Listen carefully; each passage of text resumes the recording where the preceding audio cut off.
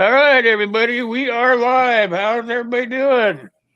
Oh man, I forgot my light.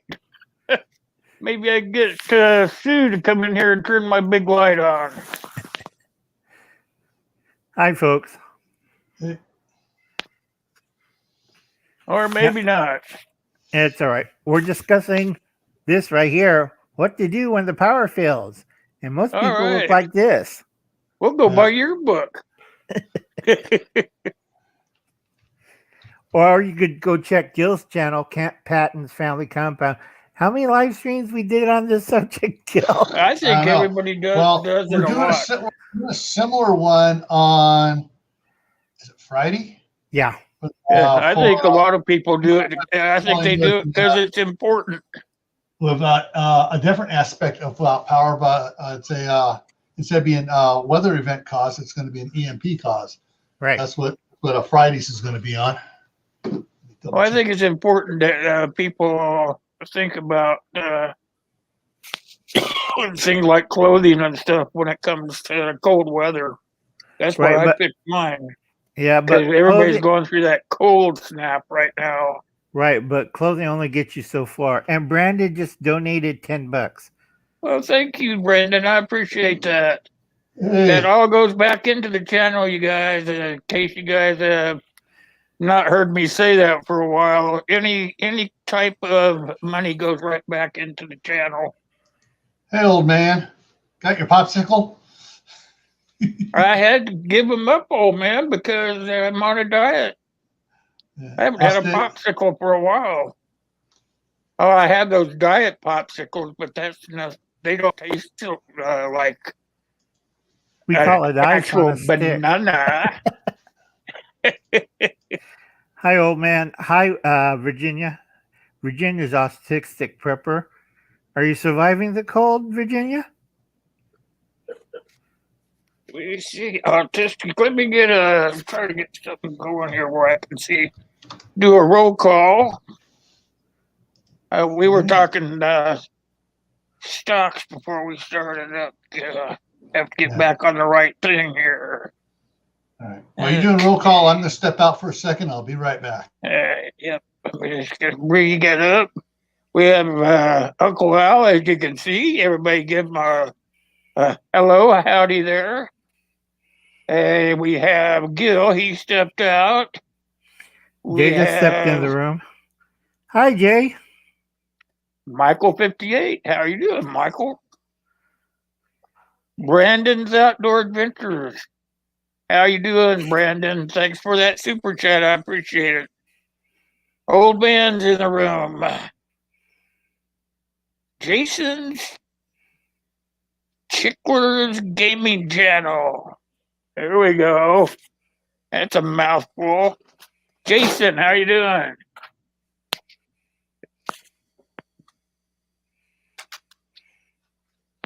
Michael 58, I think I got that. Old man's in here. Jay, I'm only going to say Jay because I'm not sure oofum is a word. In case you can't see, you guys kind of tell I'm in a good mood.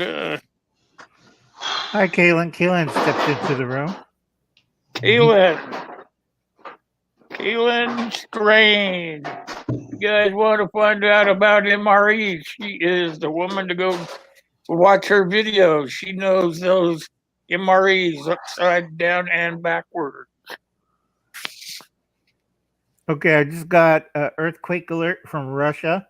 They had a 6.7 on Russian-Mongolian border. Oh, I missed the autistic prepper. Yeah, that's Virginia.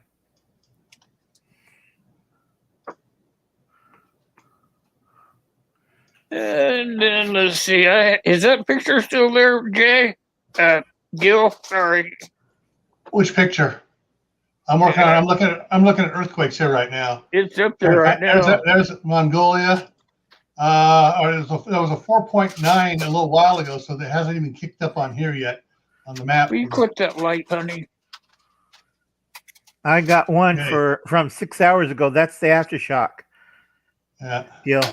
Oh, there we go. Oh, yeah. Now I show up. All right. We're on past week. I don't know what's showing up here, but yeah. Let's see. Okay. It goes Japan, Greece. Where else? I can't read it. We have one in Japan had Greece. Go further towards Europe. Japan had a 7.1 a couple days ago. Right, but Greece had a 5.4. And let's see. Turkestan at 5.9. Greece. Right. Go ahead. Greece. Let's zoom in here. Yeah, 5.5. Right. Greece. And go up towards Europe. I think they had a couple in Europe. I can't remember where. Well, I know they had over the last 2 days. They had one at Etna. They had exploded. The islands. Okay, there's nothing showing for Europe right now, but Okay, Azores. down here. All right, this is the 5 Pacific Rise. All right, Hey, we have prep for it. a 6.1 down here by by Fiji, and then there was another 6.1 over here in New Caledonia area, 6.1 Vanuatu, and another one here. Fuji, isn't it? Not Fiji. Fiji, Fiji, Fiji. I go. Fuji's the apple. Fiji sounds good to me then. 6.2 Vanuatu. There was another one down here that was where the heck is the anyways, another one that was yesterday that was a 6.2 for the Loyalty Islands as well. So this area down here has been going nuts. I'm expecting with all the ones at Vanuatu and Fiji and stuff. Ooh, Hawaii's even having some. Yep. They just had one in the last hour. Small one, 6.2. And How about Alaska? 2.6. Okay. Alaska. Alaska's not too busy. They got a 5.2. But I mean, you look at the rest of the United States out here. I mean, yeah, we got, a bunch of little small ones bouncing around here. 2.8, 2.5, Texas 3.4, Texas 3.3. Come on. Earthquake, Oklahoma, snow. Oklahoma 2.7. Yeah, and then on top of all the snow and stuff. Yeah, it's like, yeah, right, guys. Ooh, what's this one here? Okay, Central Idaho again. Kicking up with a bunch of 2s up by Stanley. Yep. Yeah, those are all Anything 2s. towards Christchurch? That's New Zealand. New Should be Zealand. quiet. All right, New Zealand. There we go. No, it's still quiet. You only have the little one. Only has a 4.5. As that offshore. Yeah. But yeah.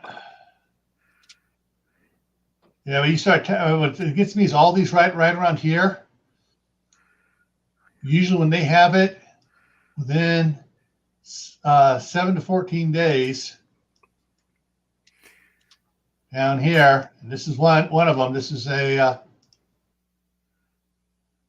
that's on the Calaveras Fault, but usually they'll get some 3-pointers. Right.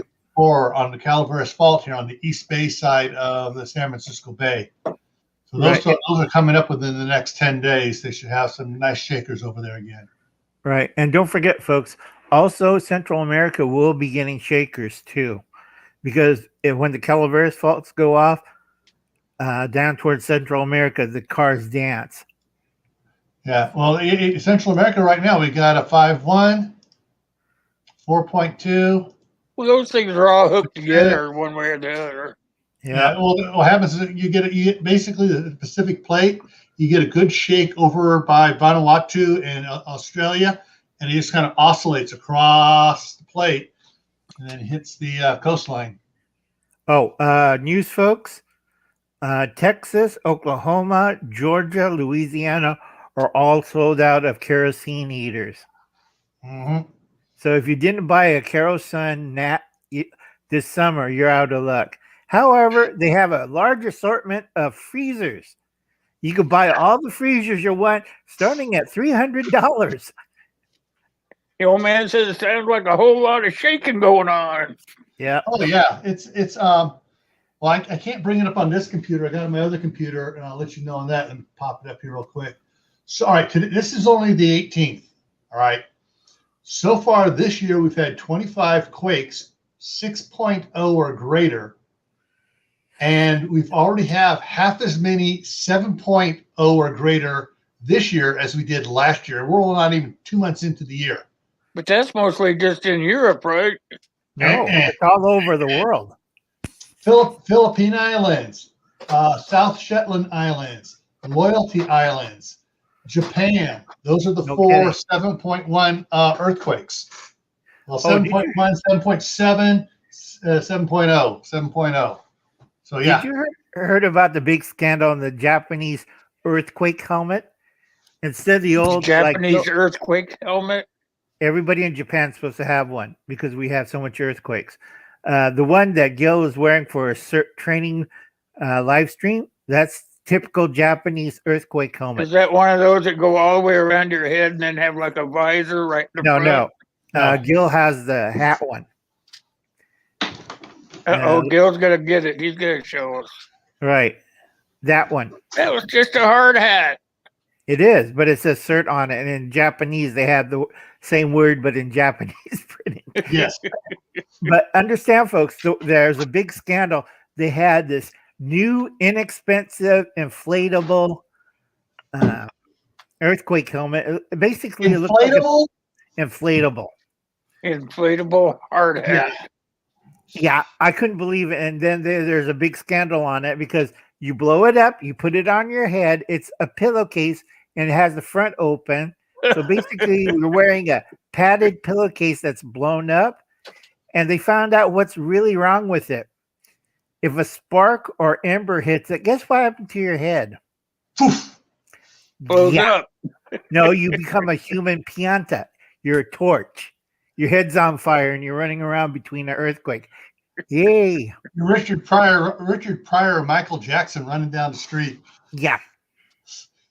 Not a good thing, folks. Everybody's tossing that one out and get the plastic hard hat. At least your brain's safe with what that. was that one we were talking about before? That was just one that just went all the way around your head with the shield in the front.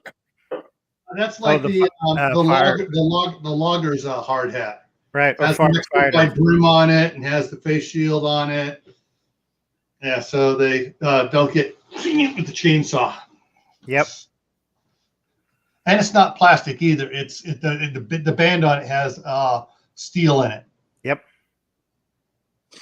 But that's heavy duty, folks, and that's expensive too. Yeah, but well worth it if you have a kickback. Oh yeah, chainsaw. Chainsaw. Yeah. Well, since we live in this part of the world, you want to make sure that you have good footwear. Yep. Yeah. When you're out there tromping around the woods and getting ready for the weather. Right. Before we get too far off on this subject, right now we're talking about this.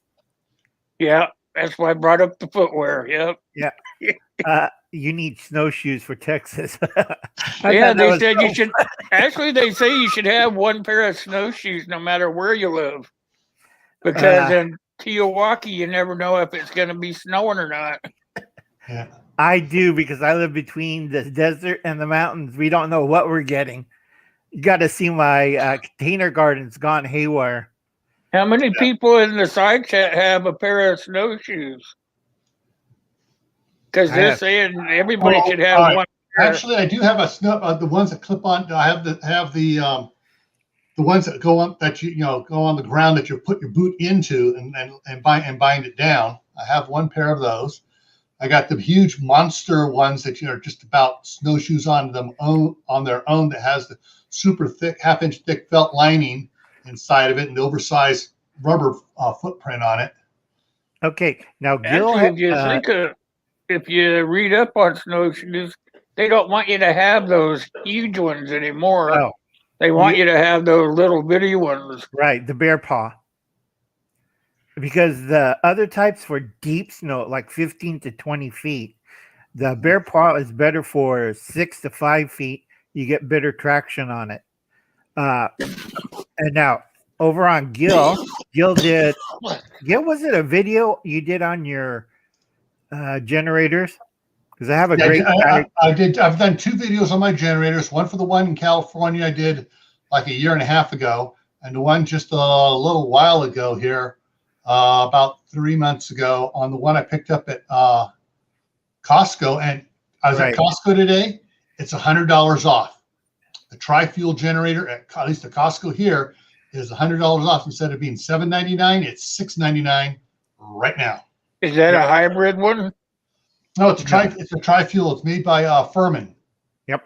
Yeah, because the one I got my generator just a couple of months ago, and it runs off either gasoline or propane. Yeah, mine's gasoline, propane, or natural gas. It's a tri-fuel. Oh, wow, that's kind of cool. Now, if you could zoom into this, this is a diagram. Oh, that's why.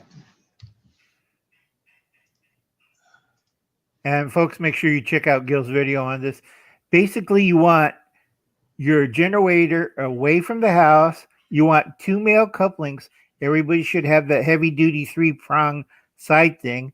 And I hope you could see that. Can you make him big? Will? How do I do that? And I can't. Click on the upper left-hand portion of his little picture. Oh, okay, right here. I see it. Make him big and click on that little thing on his picture there. Solo layout would probably do it. There we go. Yeah. Okay, that's how Gil sets his up. And you see the little wall in the box. That's a 3-prong plug, male to actually on mine, I got the 4-prong because I'm running 220 in there. Yeah, true. Is that one of those that have 3 prongs on one side of it and 4 prongs on the other? It has 4 prongs on both. Right. Okay. Because Gil's running a higher voltage. Is it voltage? I'm running 220, not 110, and I'm running 30 amp for it. So yeah. But also in the house, there. That worked better. Okay, in the house, I can't see this.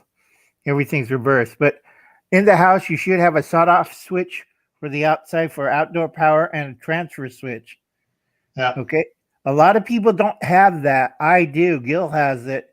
So before you plug into the house, make sure you have that shut off and transfer switch set up.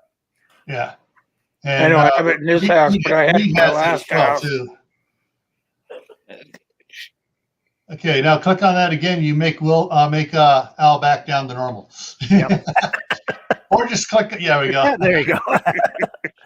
The interesting thing with the generators. Let me throw something up. I'm going to put something in here in the chat here. Martha, old school prepper, just put out a video today, and here's the link for it. Just threw it in the chat there. Ice storm damage, February 2021, Oregon. There's no snow on the ground at her place, but right now in the video. But she's been without power for 7 days. They got the generator going. The storm came through, took down several oak trees, big ones, and one landed on the. Bring that picture up, Gil. There it is. I got it up there now. It landed. This is about 2 minutes into the video here. So this tree here that you see in the center is leaning slightly towards the house. And then this one here, look at that. Let's see if I can get that up. Yeah. And she's explaining it. Those 2 trees are leaning towards the house a little bit. But then down this one here, it tore it up. They've already had to chop it up here. But in a second here, she's going to show you where the rest of it went. And it landed right on the trailer and part of the ride-on lawnmower. Yeah. That was part of the windstorm damage. I mean, that lawnmower is toast now. It's toast. Yeah. Yeah, and that's the section they pulled. I mean, I told her, look for the silver lining. She has tons of firewood now. Yeah. And all the animals are safe, and all the people are safe. It just was some property damage, but it didn't take out any buildings. Went right between buildings and stuff. But yeah, and It could have been worse than it was. Right. oh, it could have been a lot worse. If any of those trees had gone towards the house, it would have been really bad. She says they're thinking about taking down those 2 trees that are leaning towards the house. Right. Folks, remember, if you do insurance, make sure you have outside insurance for gear and tools and equipment, because house insurance don't cover unless it's inside the house and it's itemized. Or you got the rider for the outbuildings. Now, here's the bad part. State Farm will only do an outbuilding for 10% of what the house is.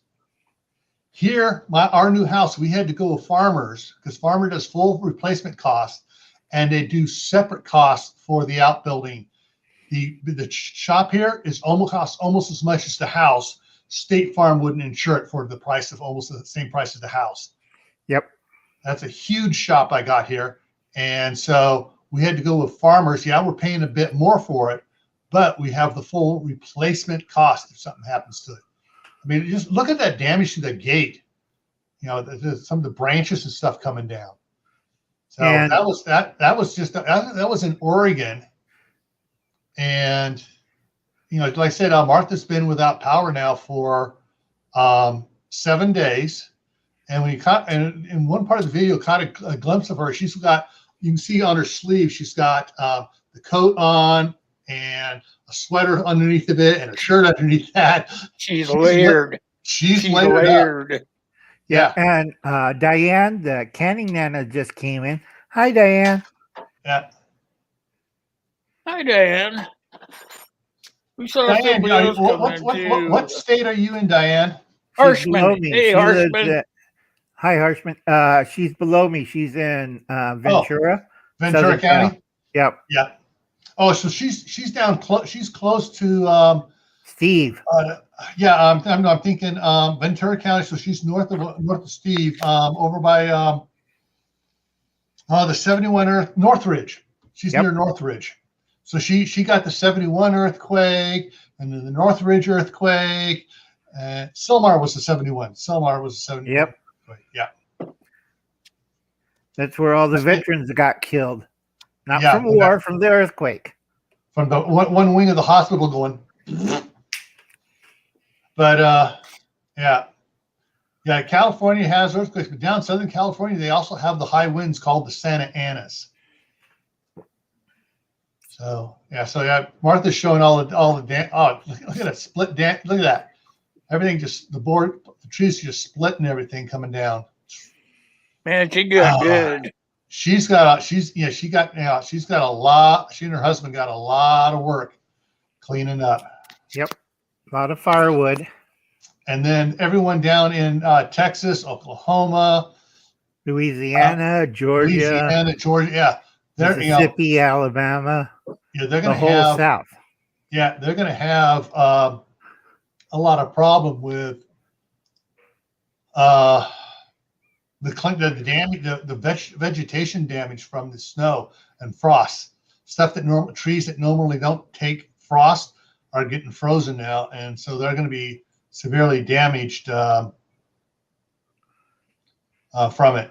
I'm just got a pop up here, just looking at Right. We just got a Santa Ana alert for Ventura and also a tornado alert for the Panhandle and Georgia border. Yeah. Okay. I keep on noticing I'm going out here because I'm not on cable. I'm on a internet service. It's called a Fibercom, and they run two things. They're trying to put fiber optic in everywhere, but where they not into that yet. They have these little radio broadcast towers. So I have a little antenna on top of my roof aimed at the main tower, which is about 2 miles away or less, maybe a mile and a half. And every now and then, my upload speeds are a little bit slower than normal. So every now and then I go, yeah.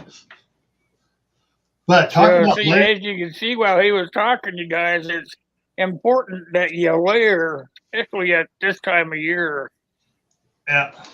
You wear your closet. Basically, the best term is wear your closet because you can Yeah. always take off, but you can't really put on.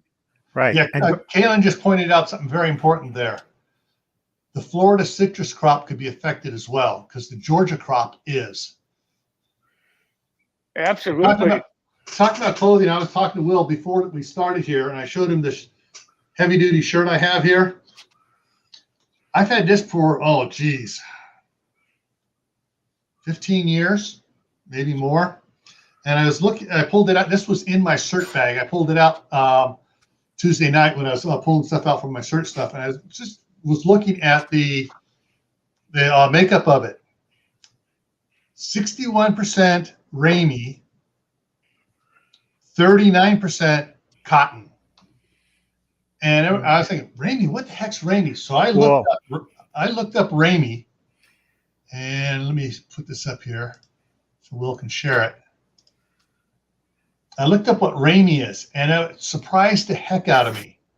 Now this shirt was made in Bangladesh, and so Ramie here is a plant. It's a fiber. I'll show you some bigger pictures here, but basically, it's a vegetable fiber noted for its length and toughness.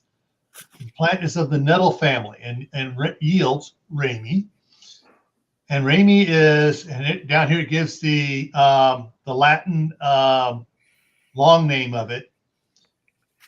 It's natural fibers is a everlasting kind of nettle family. Ramie is also called China grass, grass linen, grass cloth, or China linen.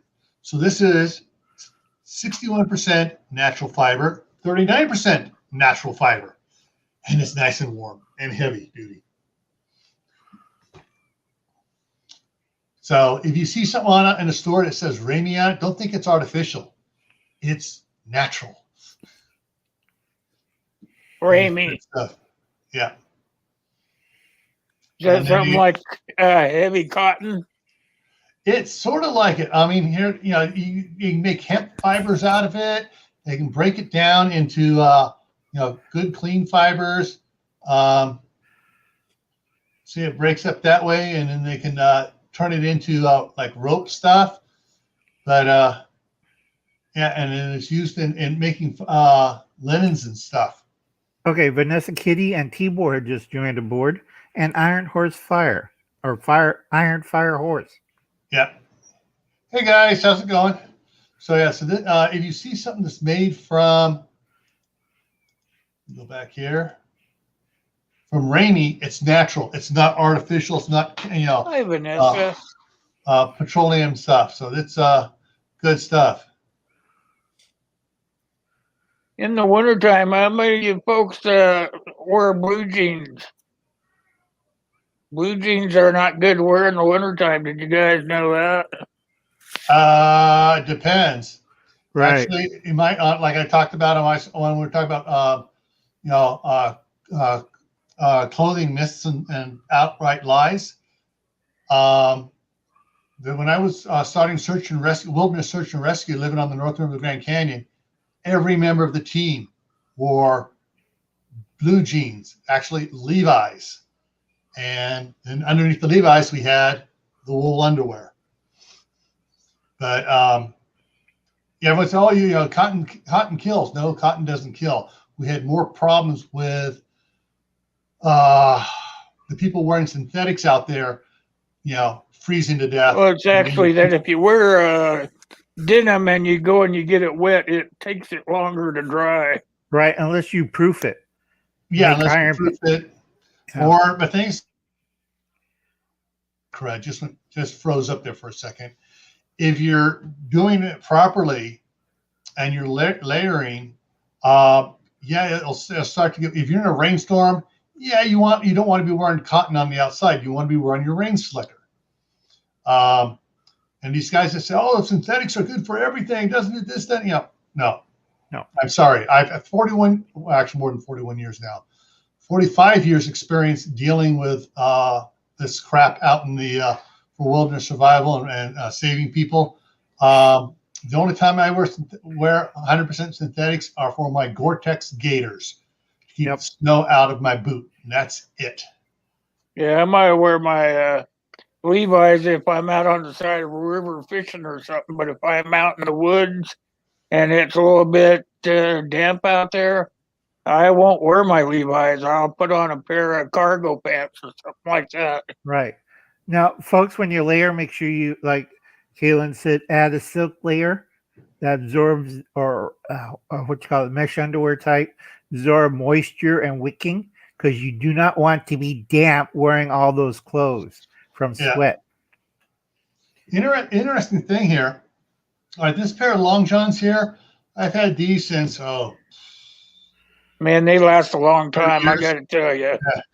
Yeah, these are dual fold,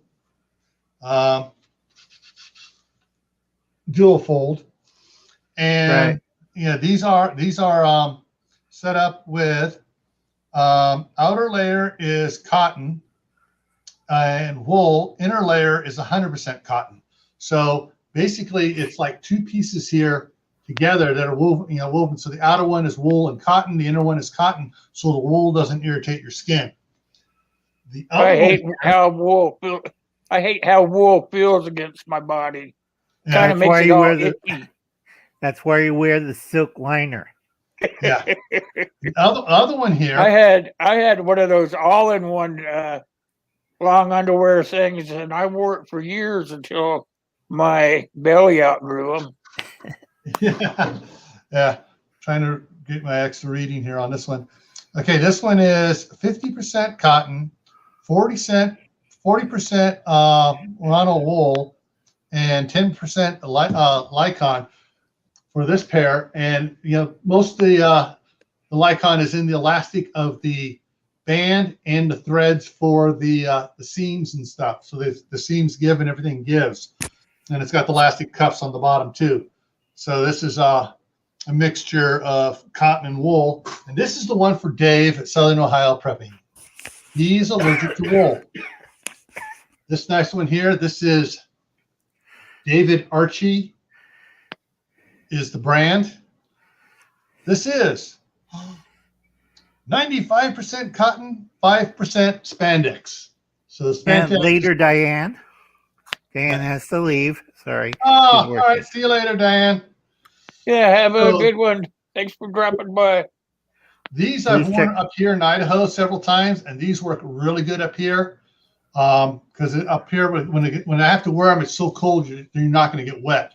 It's because everything is, the humidity and stuff is down to single digit outside. So this one here, which is 100%, 95% cotton and 5% spandex for the elastics and stuff. This one works really good. And sometimes, you can wear your long underwear if you're not like a sort of person that sweats a lot or whatever, or does sweat but doesn't get cold. You could wear them and use it to absorb your sweat. Yeah. Use them like a wick.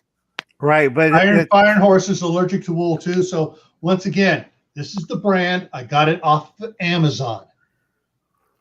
All right, they're 95% cotton, 5% spandex. So there's another thing about dressing up instead of dressing down. Even if you have them on, they're doing something for you. Right. Yeah. And folks, I just did a crisis at my church. Be sure to have a flashlight and a pair of shoes next to your bed and a small bag of changeable clothes. We had to close 48 people last 2 days. That's why I wasn't on Gil's live stream, because they had to run for their lives out of the nursing home, which is kind of sad if you're in a wheelchair and it's on fire. I would like to see that. Why didn't you get some film of that? Because at the time it was Valentine's Day and I was taking care of my mother and I was doing cooking too. So I couldn't do anything. Wasn't thinking about that, were you? Nope. Yeah. Okay, Gil. All right. So, Costco, made with merino. Merino wool blend. Imported wool made in the U.S., but I'm not sure if I can get this to come around where you guys can see it. See if you can read the percentages. 72% wool, 27% nylon, and 1% elastane, which is The band, yeah. part of the band, the threads that give it elasticity. But yeah, this is wool, so some people can't wear it.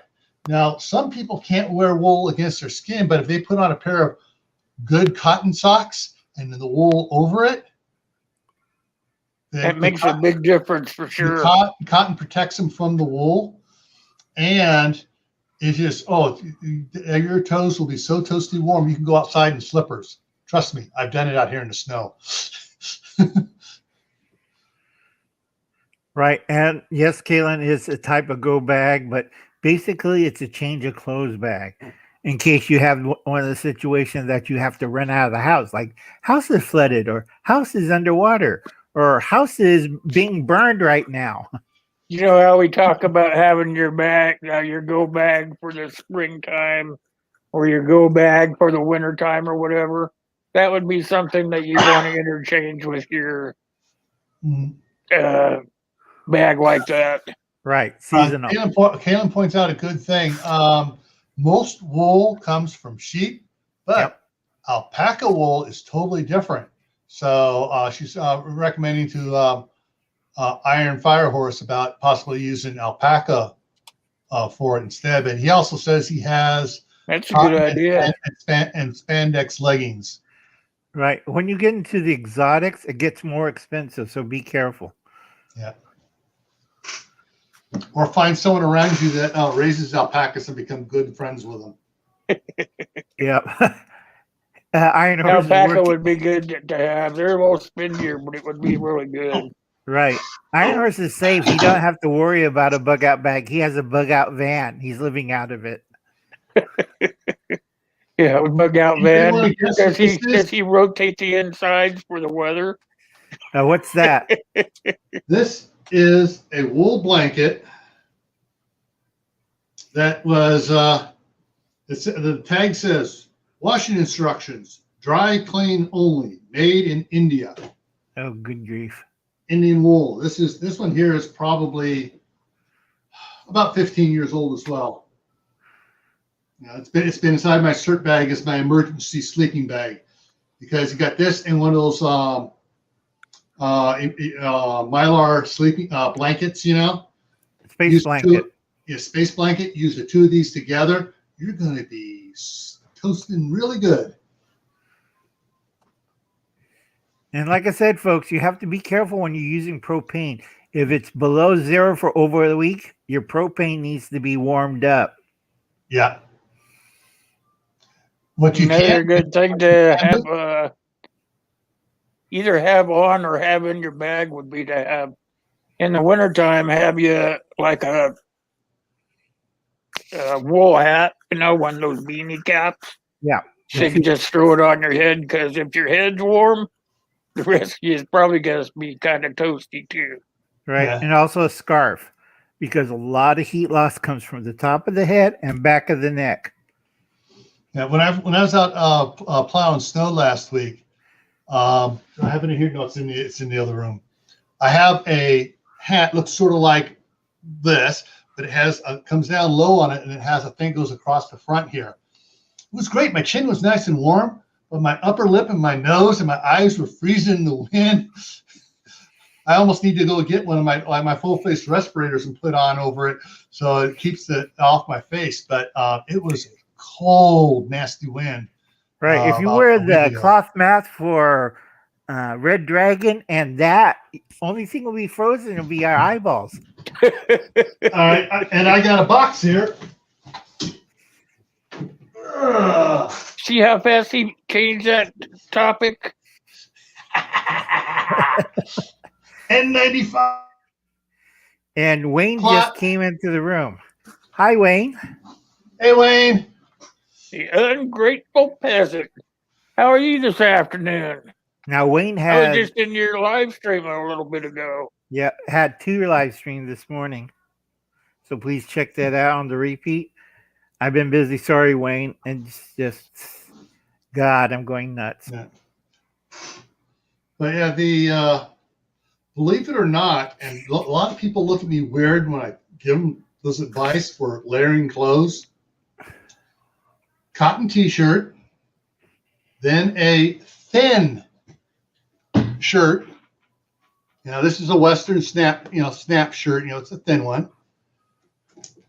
Then put on a light sweater, then go with a heavier sweater, then go with a jacket if you're going to be out there, because then you can always, if you take off the jacket and you start warming up, you can regulate yourself to take off the jacket, maybe take off the heavy sweater, or swap things. Or take off heavy sweater, put the jacket back on. But you can do you have ways of doing it. But the t-shirt and the thin dress type shirt, also all cotton, and then a light sweater of some sort gives you a lot of insulation. All the layers traps air, and so you don't have to have a really thick clothes on right next to your skin, because you're trying to trap air to keep your body warm.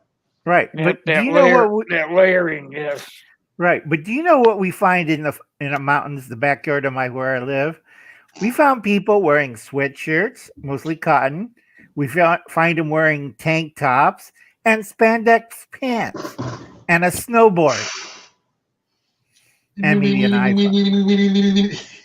No, these people have no idea. Look at LA Prepper. He wears the exact same thing and goes out in the mountains. I'm going snowboarding. Right now, it's the middle of a blizzard. It's fun.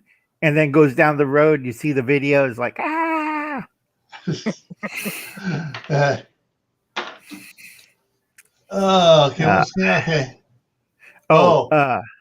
Kaylin's talking about Thak from OAK. Yeah. Hi, Zach. That came in. Yeah. Frozen eyebrows a few days ago from shoveling snow. Yeah. One of the things, guys, if it's really bad, really cold, seriously, a cheap pair of those safety goggles, the soft rubber moldable ones from Harbor Freight.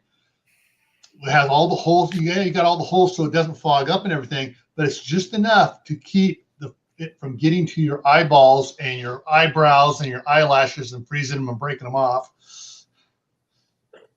So, that's what I was talking about, the wool caps. You actually get one of those that you can unroll the top and it comes down over your face. It's a full face mask. Those are actually better. Wayne has a great thing he just put in there. Talks about the Zippo hand warmers. Yep. Zippo hand warmers. Where'd I put mine? Reusable, you guys.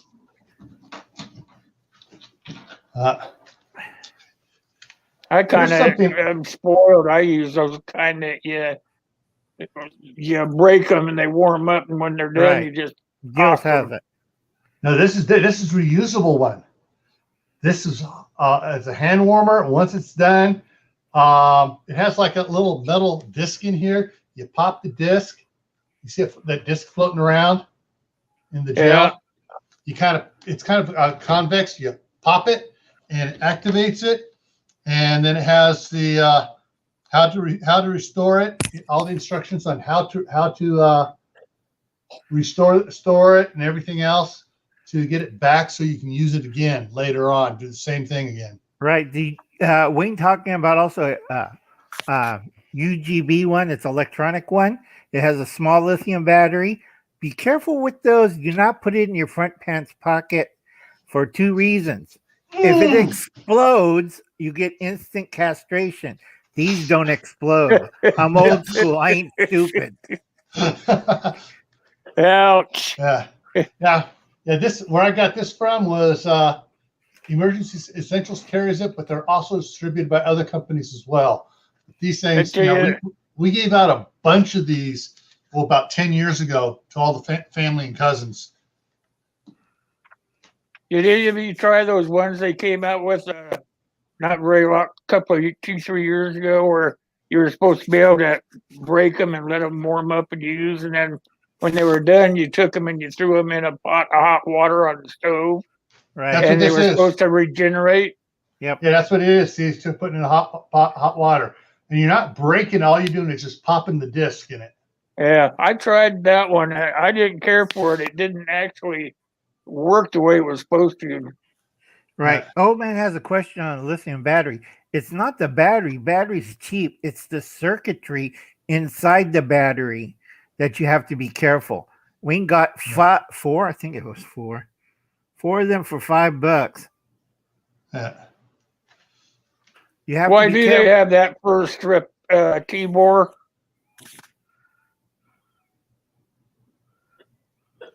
Anyone knows why Arctic parkas have fur trim? Well, if it's true fur, one of the things is that it doesn't collect ice crystals. It sheds the ice crystals better than the artificial stuff. That's why the Russians have those special fur hats that cost $300 a piece. Oh yeah. Yeah. Also, Wayne, if you look at Wayne's comment, Wayne knows about batteries. He worked with a guy who all the military safety breeds. His leg from the hip to the bone to the knee was burnt and turned purple. I ain't kidding about those, folks. I'm old school. I'm not taking any chances. Well, anybody knows about those things, you know. The Bic lighters were like that, Uncle. True, but Bic lighters in cold weather freezes. It's butane. They don't explode. That's why I use a Zippo. It don't freeze. Always works. The and things, if you have one of those like the Zippo warmer or even one of the butane versions of it, Right. if you're carrying it in your inside jacket pocket or somewhere already, it's already staying a little bit warm because it's close to you. So when you fire it up, it's not frozen to begin with. And Kayla says about, I guess she's talking about those nice fur hats, the same with the Canadians, especially in the Northern Territories and provinces. The battery on one is as big as a truck battery. That's classified as an 8D battery. Yep. Yeah. And you got to make sure it has this, right. And make sure it has the circuitry in it, because some unscrupulous one, because me and Gil did a video on that, on the lithium batteries. Now it's lithium iron, lithium nickel, and phosphate. Yeah. Yeah. We did a whole thing. It's not the batteries, it's the circuitry that prevents the overheating of the batteries. When you screw with the circuitry, then like Wayne says, modified vape machine went boom. Yeah. That's the other thing too, is if you really want to know about the about battery protection, iron, lithium, how that all works, read it. Manifestations of Imagination. Yeah. Manifestations of Imagination. He's putting together he's building his own lithium battery wall from a bunch of smaller ones. And he's talking all about it, talking all the safety procedures. He's had several videos out on that, and hopefully theory is sound, but I want to see it work. And then I can see his house burn down. Nah, he's putting heavier duty safety stuff in there. I've talked to him about it. Oh, Iron Fire Horse. Yeah, the Jackery 1000. But he's in a van. He's in a van, yeah. Yeah. One of my if I can pull it up here. Kodiak. Yep. Kodiak by Energy. And actually now it's been replaced by two others. The Apex replaced it, and then the Flex replaced the Apex as they keep building it better and better. And the Flex actually has stackable batteries you can put on there, like the Titan. But yeah, these are your battery and your inverter are matched, so it can actually put out the full 1,500 watts and not freak out because the battery can only put out enough to power There I go again. There I went again. It's all right. Rose up again. The battery has so much power to what? What happens is some of the ones that say, "Oh, we can put out 1,000 watts." Well, the battery can actually only power an inverter enough for the inverter to put out 600 or 800 watts. Or if they have the one that says, "Oh, we have a 15-watt inverter," right? Yeah, but you only have an 800-watt battery. Yeah, and then if you look at Wayne's grateful present comment, all U.S. aircraft uses lithium batteries and have a potential to boom boom, and they have plenty look of at the Boeing training. plane. They have plenty of training to neutralize this exploding batteries. That's checking the circuitry and stuff. Yeah. The thing is, though, the ion lithium batteries are slowly being replaced by the the lithium iron phosphate batteries, which don't have safer. They're safer just to begin with, and they actually wind up having a longer life cycle. And Terry Christie has joined the board, or is it Hey, Terry Chris? It's Terry Christ. Christ. Sorry. Terry Christ. Welcome. Yeah, but there are a lot of things you can do to stay warm. My biggest pet peeve, and I'm probably gonna get some flack from people out there in the chat about this. I've seen a lot of people talking about, oh, you get like 4 or 5 tea candles, put some bricks around it, and put a terracotta pot over it. It's like, excuse me, that is not going to magnify the heat from those 4 or 5 candles. It's going to concentrate it right there, but you still have the same amount of BTUs being released into the room. That'd be like having a campfire with a bunch of people around it. You'd have them sitting there huddling, getting warm, but they're getting warm from each other, not so much from that little thing. Yeah. No. And also that terracotta thing. Oh, it's a great room heater. No. It's an artificial thinking it's heating more, because the candles are still putting out the same amount of energy. There's so much heat being generated. That's it. There's nothing more being created out of magic from having a terracotta pot over it. Right. And another bad thing about it, a lot of people don't understand. You're right, Wayne. You're right. It's stupid. Yeah, we agree, Wayne. But it's also a fire hazard because people don't understand. It builds up hydrocarbons inside the pot. So it reaches a critical point where, like that one truck we had, guy was using that as a space heater in the truck. Guess what happened to the truck? Yeah. Because a lot of people don't understand. All you're doing is building a mass of hydrocarbons inside the pot. And once the pot reaches critical, guess what happens? If it doesn't lose that heat. And you see boats burn, trucks burn, houses burn. I tell people, if you use that pot system, be very careful with it. It's only generates enough to brew a pot of coffee, maybe. But it doesn't go any further, because people try that in cars and find out it's still cold. Yeah, I mean, you're along the same lines of using the little sterno cans. And put a sterno can under there. And anytime you burn anything, just about 99%, I would say, you're producing 2 byproducts: carbon dioxide and carbon monoxide.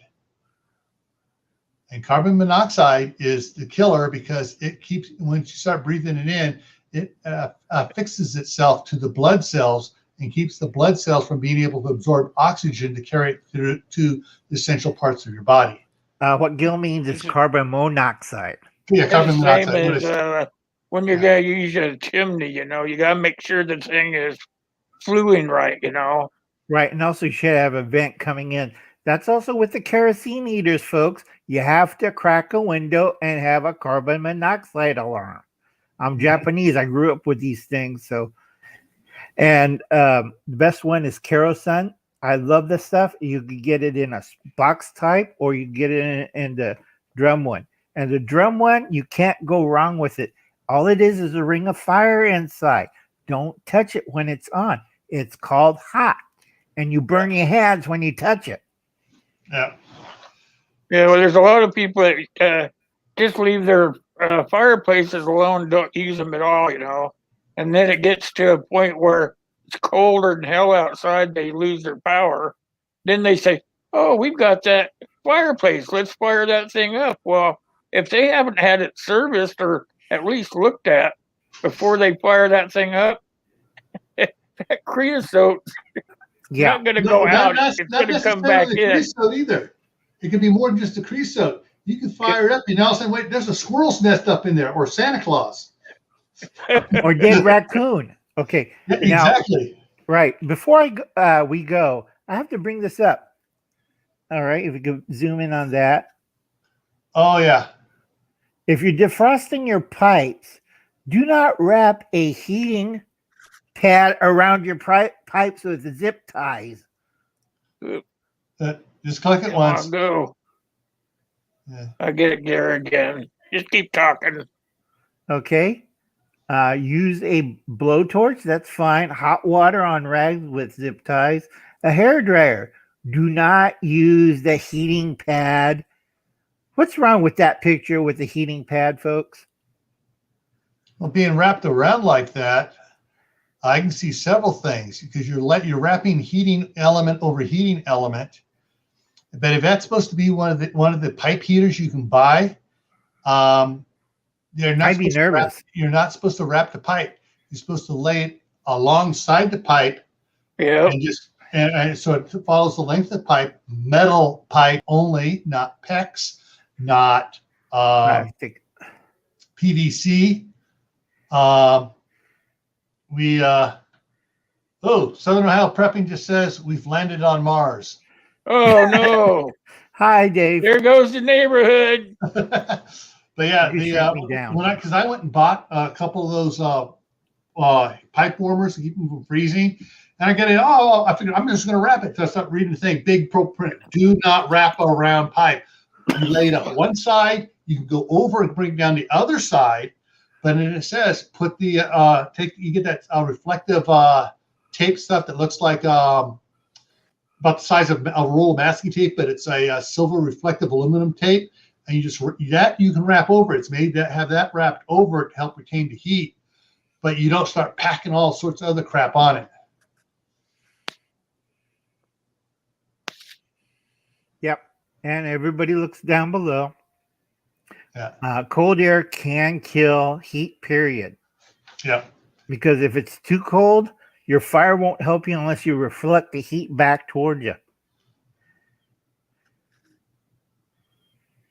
Yeah. Oh, God. Yeah, exactly. You got to have some sort of heat going up that. And what I found out works best for starting a really cold chimney or a wood burning stove.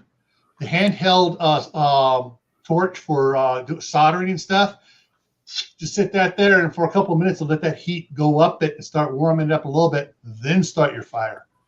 Is that way you're getting a little draw, or you just use one of those big candle things that has like 6 or 7 wicks in it. You put that in there and get it going, and let it go for about 20 minutes, half hour. Let some heat draw start going up. You want to get some sort of heat draw going before you build your fire in a really cold fireplace or wood burning stove. Right. Electricity and water does not mix well. And if you're using a crappy heating pad to defrost your pipes with zip ties, that's a bad chemistry right there. Yeah.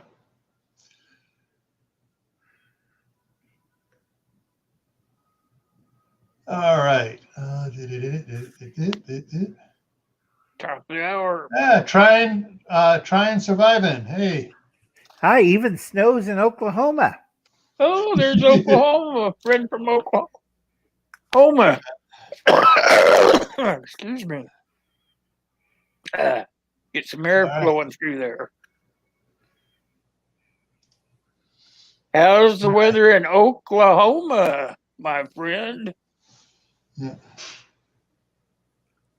Let's see here. Let me do something here. Excuse me, guys. Blanket. You could also heat up bricks to stay warm. Yeah, but Like, do you it just work it outside, here. not inside the house. Well, they're saying the article I read was Do said it. you could do it in front of the I fireplace. can't show it. The cord's not long enough. You can barely see some of the snow on the ground out by my shop. The cord's not long enough to reach over there. That's all right. Dang it. But hey, Yeah, it was pretty chilly this I'm morning. right out there Wayne. now. Yeah, we got all my It's too information. bright. Yeah, There we Wayne had go. to wear a hood this morning. I don't blame him. Uh,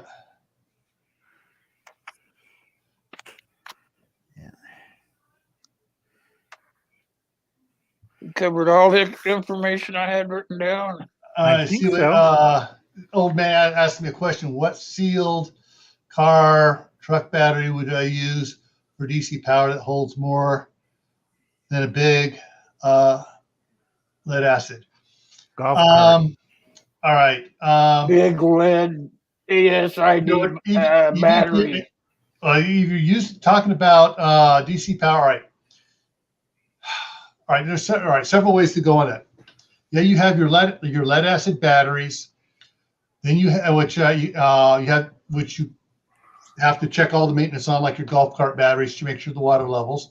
Then you have your sealed maintenance-free ones. Problem is, because they're sealed, that they will still vent out. Yeah. Then you have your acid glass mat, AGM batteries. Those are sealed. You can turn those upside down, all around, do anything you want with them. They don't off gas. They work better. However, when you're charging those up, you want to make sure the charger you're using has the pulse thing on it that does the desulfire of it, so you don't, unlike marine batteries and stuff, when they have the trickle charger on them, if you don't get the right trickle charger, it will slowly build up excess sulfur in the battery as it separates the sulfuric acid. The next thing to do, you're going into the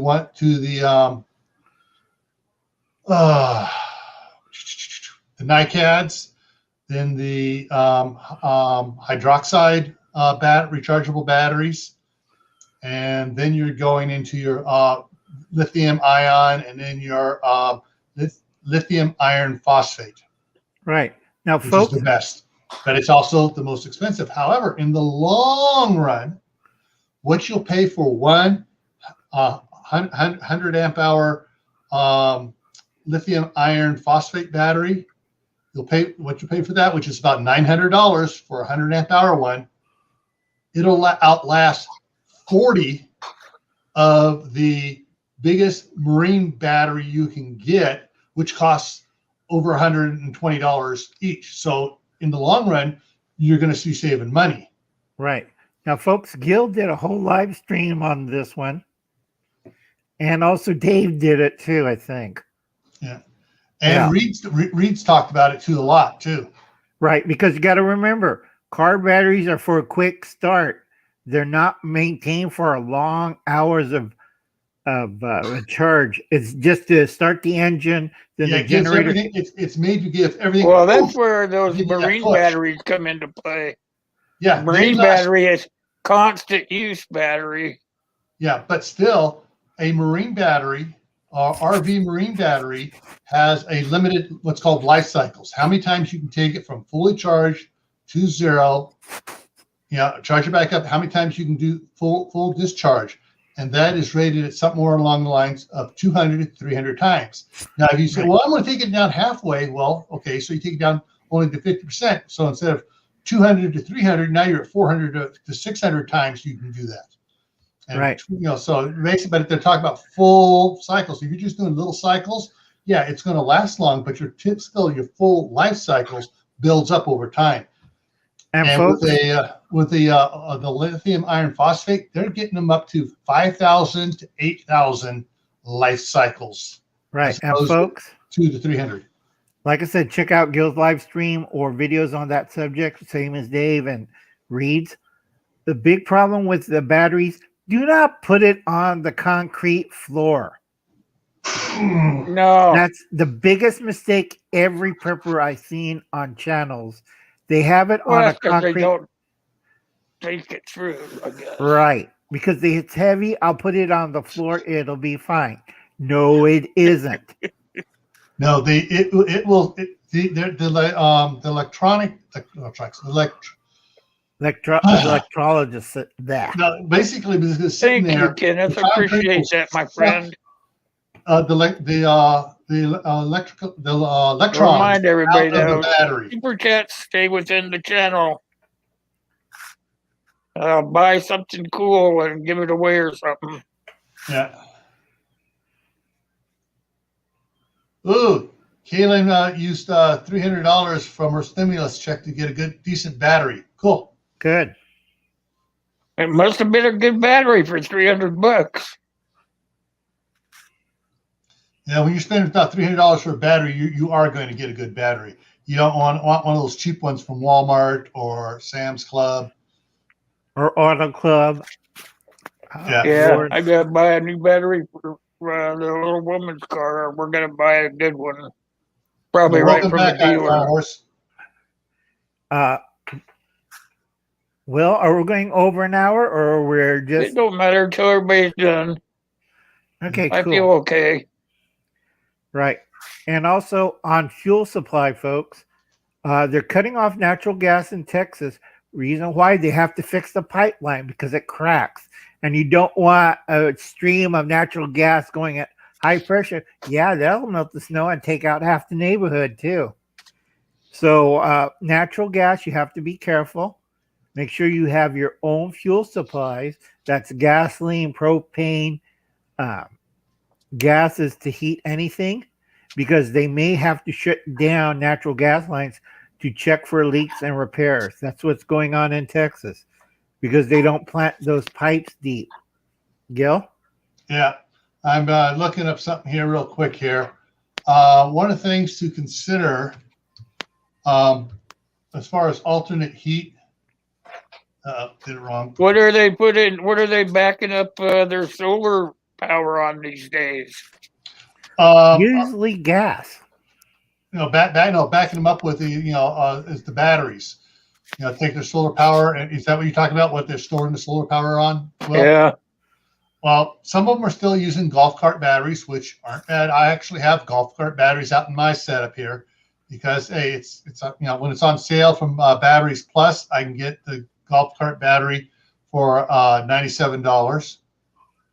And I just got, I did. It's a little more maintenance heavy. I got to check the fluid levels and all the time.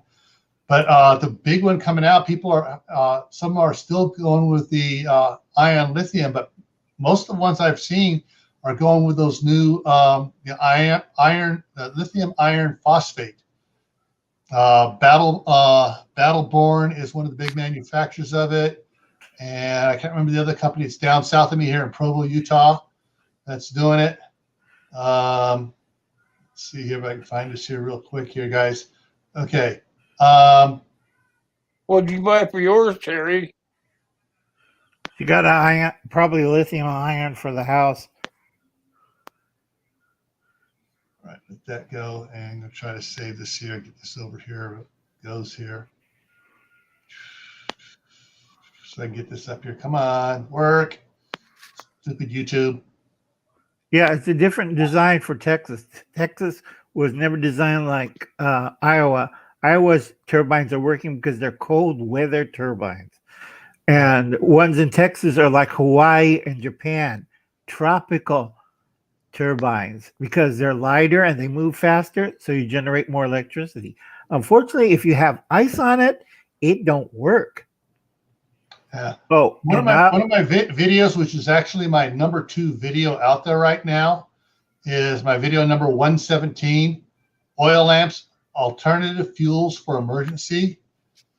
And in that, I go over and I talk about the different types of fuels you can use in either your regular kerosene desktop lanterns, or the old railroad style lanterns, or the mining lanterns. And what a lot of people don't realize, and I'm getting a lot of comments on it when I say, well, okay, it's a kerosene lantern. You can use kerosene, or you can get the new lamp oils you get from like Walmart, Home Depot, wherever, Right. have other additives in it, or kerosene is the almost twin sister of number one diesel fuel. Yep. I mean, the difference between number one diesel fuel and kerosene is, yeah. And then you have number two. Yeah, not how much you diesel. paid for it, Jerry. What kind? Like lithium, whatever regular batteries go for. All right. You have to see the battery first. Yeah. Yeah. It's just it's Life Hope Oh, 4. we got somebody want to come in here. Hold on. There we go. Right. All right, so this is my video I was talking about here, number 4, and I go through and I show all the different. If I can get it here to go, yeah, one of those type lanterns. How to fill it, how to do the wick. Talk about the come on, where to go? There it is. Maybe the lamp oil you can get, and I talk about the where we go here. Vegetable oils. Now, different vegetable oils. People don't realize this. You know, you have all the vegetable oils you get at the store.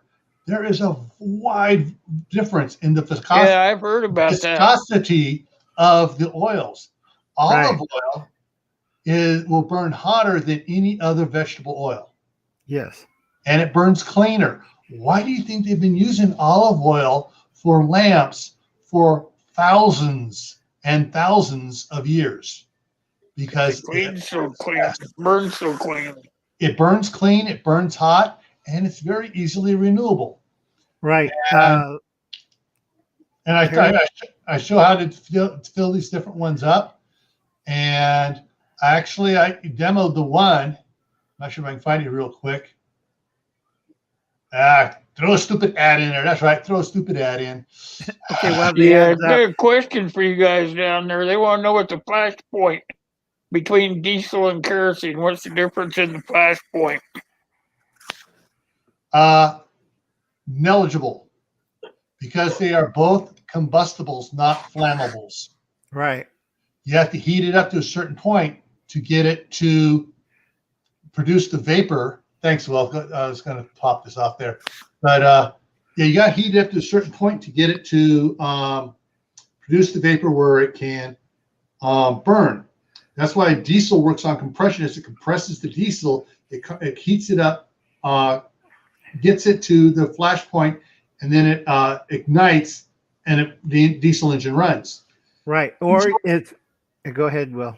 All right. Gil. So you got kerosene, It rhymes, Uncle.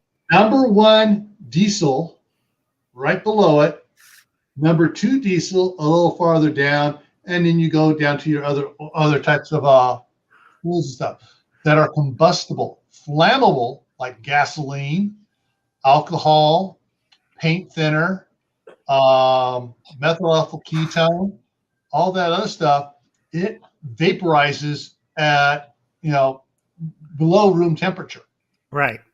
So those are flammable, and the flash point for those are a lot lower. That's why you can't use gasoline and diesel engine, because as it starts to compress on the cylinder, starts doing the compression on it, instead of igniting here with the diesel, as it compresses the gasoline, it ignites here and tries to push down before it's completed its cycle to go up and down, and that's why and it seizes up.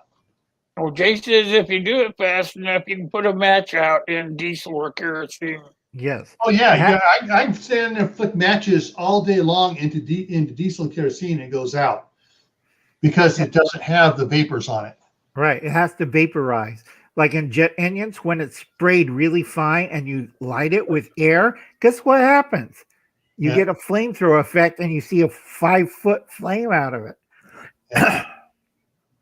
Yeah, and that's the thing is trying to get the diesel to vaporize, and that's why they have the injectors on the diesel put out turn into such a fine mist, so that it's already partially beginning to vaporize by a mechanical form. So when the compression goes on it, it finishes the vaporization process through the kinetic heat from it being right. Because I have weed burners that work on that back of the tractor. You pressurize it to 40 pounds and make sure the nozzle's set on right, and then hit the piezoelectric, and it'll burn everything on the property. Yeah. Just drive the tractor around over it. Yeah. But as far as for heat sources and stuff, Hey, Rob.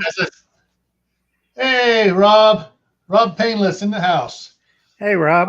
One of the things I harped on several times in my video, and people still didn't hear it in my video and made comments, and the thing I said, as I said in the video, any type of burning material, vegetable oils, olive oil, kerosene, diesel, lamp oil, whatever it is, produces carbon dioxide and carbon monoxide.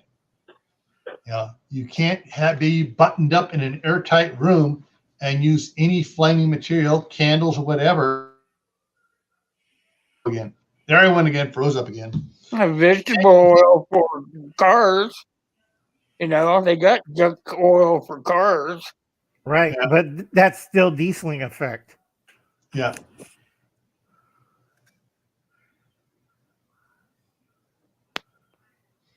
Yeah. Anything else, you guys? Iron Fire Horse. Some of the Colemans you could put diesel or the white gas in. Some of them you could or a little bit betterly designed where you could put alcohol or gasoline in them as well. It depends on how they were made, and When it was made. Yeah, when it was made, the extent they did to it to make it work right. Now, if you had the gasoline or alcohol in there, you did not pump it up as much as you did with the others. No. Basically, what Tibor said, Coleman fuel is white gas. That's without white gas is the old days term. They don't have lead in it, so you want burning lead in your Coleman stove. No. Yeah, and it actually had a little bit lower combustion point than gasoline did, because that's why I had the tube. The first tube was going through the flame of the first one, and actually had a little cradle there that some of the fluid would sit in, that you'd like to get that hot first and then turn the whole thing on. The systems for the old ones took a little bit of going to, you had to go through a bunch of steps to get it to work right. You just didn't light it up like butane. Right. And then Jay said the World War II one, that's a high pressure gas system that uses low octane gas. They had big troubles when the cook mixed the high octane used in the flamethrowers to boost their heating elements. Do you know what happens when you mix high octane and into a low octane burner? Burns it out. Yeah, or there's pancakes all over the place. Yeah. But with all these people that are suffering right now in the southeast, and even here in the northwest, even the northeast, with this exceptional hold going on, a cold front and storms going through, don't be foolish and just, I'm going to do this thing. Think about it. Use your high school chemistry and realize, okay, is this going to be producing toxic fumes I need to worry about, and a vast number? Do I need to crack a window? And one of the ones they talk about, guys, I almost forgot this. Last night, was it last night? I think, it was last night, Wednesday night, Bouchard hosted a 5-panel discussion on the staying warm and stuff. And he had Sean from Alaska, Courtney from White Family Farm. I'm trying to remember the other two he was on there with him. But yeah, they were going over a lot of information, and what they brought it up a couple times. They didn't harp on it, and I think they should have harped on it. If you're in one of these situations and you're trying to stay warm, get out the camping tent, set it up in the living room. If you have a really big tent and a smaller tent, you can set up inside of it, double tents up.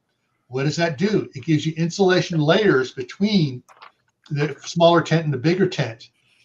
And then you're not heating, trying to, everybody huddles in there. You're producing a lot of heat that's being maintained. Throw blankets over the tent. That'll also help insulate it and keep it warm. A tarp. A tarp. Put a tarp, yeah. A regular blue plastic tarp will do it. Anything Sean to was- catch that layer. Yeah, Sean was showing how in his trailer he packs the windows with blankets and stuff to act as insulation because the windows will suck the heat out so fast. If you're in a house and you have one room that has one window in it and another room that has several windows in it, close the door to the window with several windows and go stay in the one with just one window. I have to correct some. Go ahead, Gil. I have to correct something. Crisco was never a fuel additive. It was a submarine lubricant that we sold to the Germans in World War I. Yeah. Because it sticks to metal like you would not believe. Yeah, it's like peanut butter, sticks to everything. Only it provides lubricant. It don't burn as well. You can make a candle out of it, but yeah, and that's no, what you can't run an engine on it. Nope. In my one video, I actually made a couple Crisco candles. Used the wick from a tiki torch. Yep. And stuck it down into the can of Crisco and lit it up, and it worked great. But Kaylin, really good. Kaylin pointed out, use Mylar lined tarps, the shiny side facing in that reflects the heat back into you. Space blankets, over the tents and stuff. Anything you can do to reflect the heat back in and create a space where you can stay warmer. Layer your clothes. Hey, put on an extra jacket, a couple sweaters and stuff. That'll help you keep warm. Right. Folks, if you got it at your house, get a car shield, for your front car window. You could use that on the window, shiny surface out, so you don't get the cold air in and it retains heat inside because you want the bubble layer. I am not good at this, Gil. Actually, if you have some of them have shiny surface on both sides. That's the better one to have. Right, but it also has the bubble wrap inside. Yeah, that will retain and store heat during the daytime and heats up your house slowly by 5 degrees. Yeah, Ron points out a good thing there. For using the tents and stuff inside when it's really cold, actually using a tent anytime when it's really cold, you will get condensation buildup in there from your breathing out. Yeah. Because I have an Arctic tent and I know about that. Hi, John's Life. I've spent so many years camping with the Boy Scouts in cold locations and woke up and you just tap inside a tent and it rains on me. And those Boy Scouts, they do the weird stuff. Yeah. And then if you're going to pick one room to be in, pick the kitchen. Why? Because, hey, where are you going to cook? In the kitchen. What room's going to get hotter? The kitchen. Hang blankets up between the kitchen and the dining room if you don't have a door there. Anything you can to insulate whatever room you're going to be in, you want to try to insulate that room from the other rooms of the house. If you have a good setup for your water where you have the T wrench where you can go out the meter and turn your water off to keep your pipes from freezing in the house, fill up the bathtub or whatever, or fill a bunch of containers and turn the water off and open up spigots and stuff so the water has some place to go to when it starts to freeze and enlarges so it doesn't bust your pipes. And that's one way to do it. And then Wayne had Kaylin, been there, done that, not fun. Okay, and then Wayne had a good comment on the dual fuel lanterns and stoves. If you could still find it, get it. He has 3 of them, and they're 3 burner types too. I have a 2 burner and a 1 burner, and they use multi-fuel or dual fuel. I have 1 multi and 1 dual. I got too many stoves. What I need to do is just light every one of them. I'm nice and warm for the rest of my life. Al, I have several people when I was the Scoutmaster wanting to get rid of stuff. So I just went around and collected stuff. They said, anybody want stuff? I got all this stuff from Scout. That's how our troop was too. The parents would say, I got camping gear. We don't use anymore. Come get it. Bad mistake. Yeah, I picked up 1 single burner Coleman stove, 3 2-burner Coleman stoves, and 4 3-burner Coleman stoves. 2 of them actually are listed for being able to use gasoline in them, and it says use unleaded gasoline or alcohol. Now, Wayne, let's see. You can find them at flea markets and swap meets too. Wayne also did a video where you could use moving blankets over your windows too. Yeah, that's what I was just going to mention. The moving blankets, the cheap ones from Harbor Freight, were good. My scouts loved them when we were camping up in the cold fog. That cold fog in the East Bay would cut right through anything and freeze you to the bone. But you lay out one of those nice big moving pads from Harbor Freight for $6.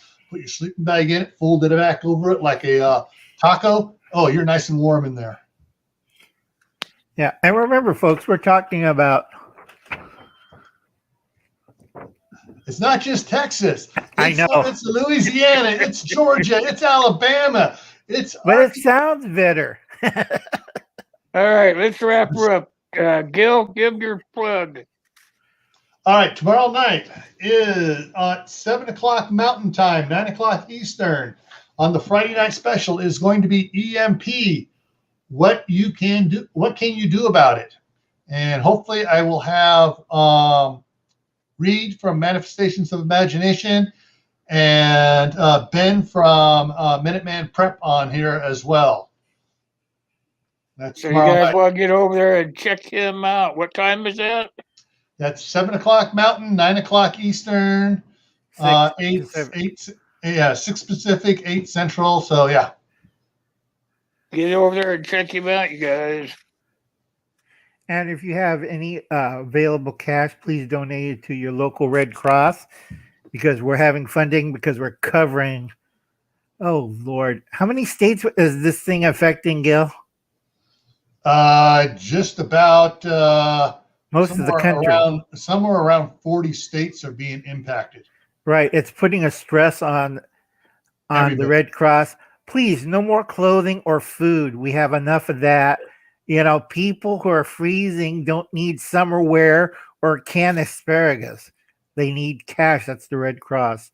My plug for the Red Cross. The Red Cross is able to has contacts and contracts with providers to get. I'm just taking that down to get supplies. So rather than trying to get food or blankets or whatever, get the right ones, they can go out and buy the right stuff and get it there quickly. All right, you guys, donate. Yeah. Check on your neighbors, especially your elderly neighbors. Right. I have 48 of them that I'm taking care of right now. It's like, oh God, I'm tired. All right, next Monday is for me. We do just a general talk on Mondays at 11:30. Next Thursday, the topic will be what's on your list. Yeah. And that's the topic for next Thursday. Yeah. I thank you guys for dropping by, and we'll see you next time. All right. Take care, everyone.